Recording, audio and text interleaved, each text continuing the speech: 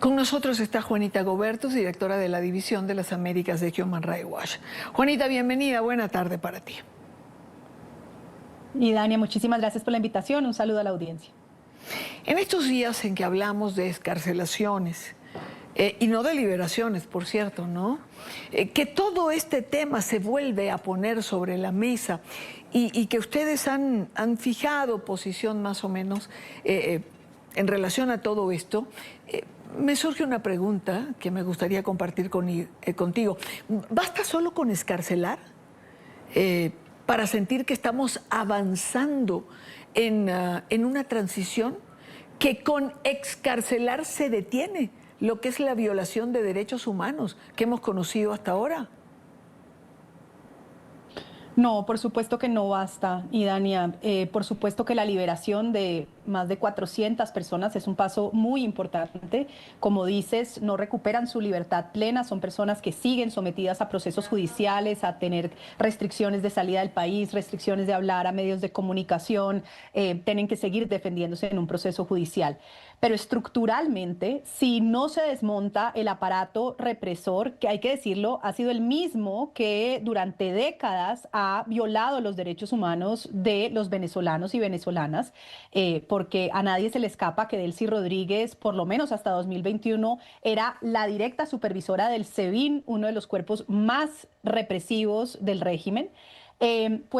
Francamente lo que estamos hablando es de una transición simulada. Si no se inician procesos para reformar la justicia, para reformar el sistema electoral, si la ley de amnistía no se reforma en el proyecto que está en curso para cubrir verdaderamente a todos los presos políticos, de lo que estamos hablando es una simulación que probablemente favorece al régimen, favorece a Estados Unidos por la extracción de petróleo y la devolución de migrantes, pero definitivamente no beneficia a venezolanos y venezolanas.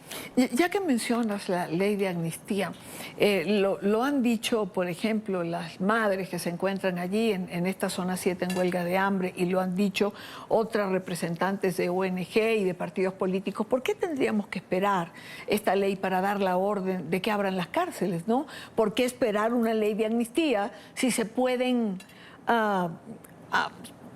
se puede pedir sobreseimiento de los casos en cuestión? ¿Por qué no dar una orden simple?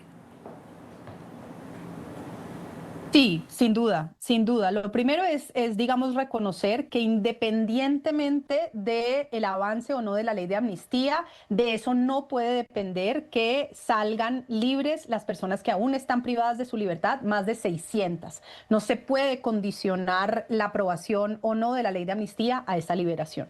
Lo segundo, como señalas, el Poder Judicial dejó de ser una rama independiente desde la reforma de Chávez en el 2004, a través de la cual se cooptó el Tribunal Supremo de Justicia con todos los aliados del chavismo, y desde entonces ha sido un órgano del Poder Ejecutivo, con lo cual, y por supuesto, igual la Fiscalía. Entonces, la idea de que se necesita una ley para poder cesar esos procedimientos, para declarar la caducidad o la nulidad, es irreal, parte de la idea de que ha operado un sistema legal independiente que no es la realidad en Venezuela.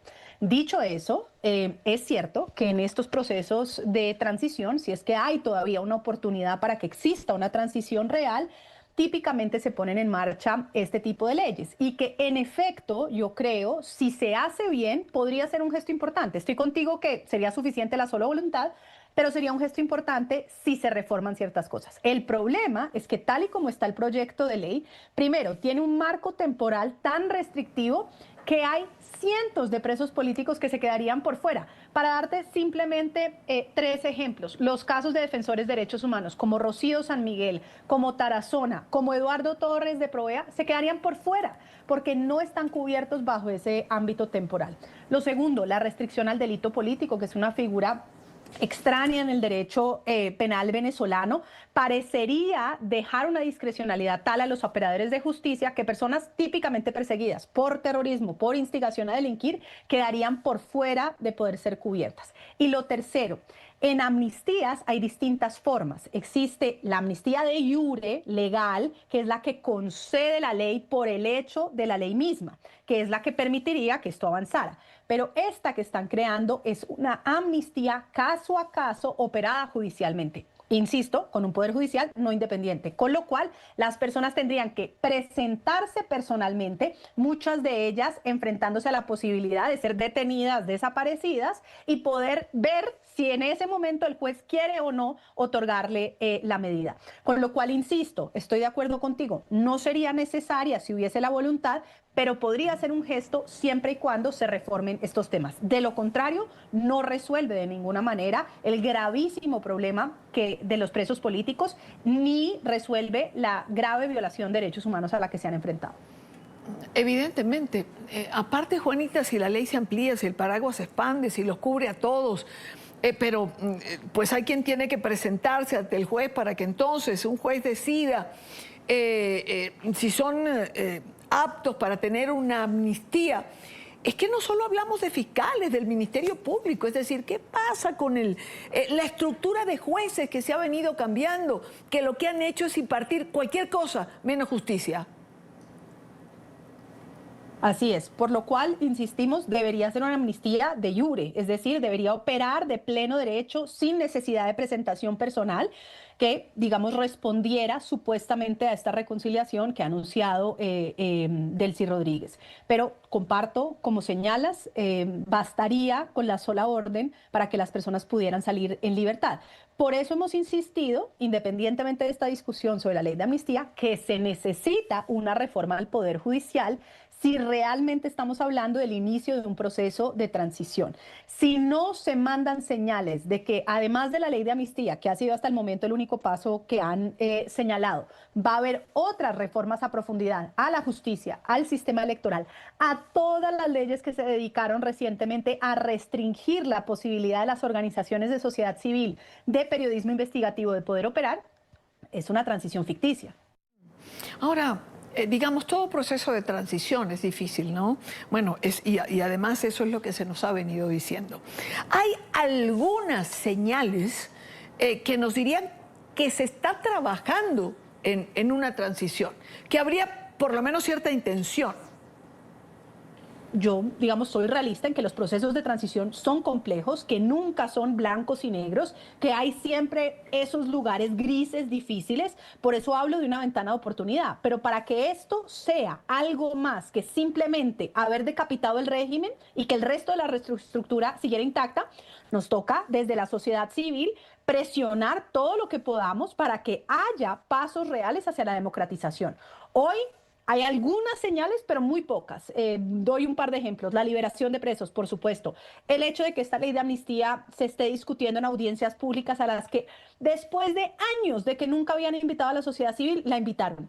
Yo creo que eso es un paso, es importante.